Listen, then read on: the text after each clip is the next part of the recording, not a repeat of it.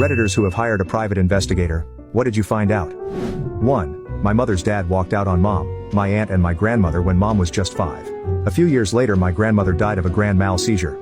Mom was taken in by her grandparents but she always wondered why her dad left and what became of him. In her 40s, she saved up a bit and hired a PI to track him down. Turns out he moved over time from Pittsburgh to California where he wound up in prison for armed robbery and so other violent crimes. He died in San Quentin Penitentiary. I think mom got a lot of closure out of that.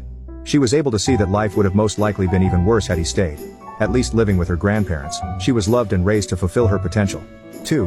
My grandmother's first boyfriend after my grandfather died said he was a retired cop and a veteran. They enjoyed dancing to country music together and bought a new car, in her name though, even though she can't drive anymore. My uncle's hired a PI turns out.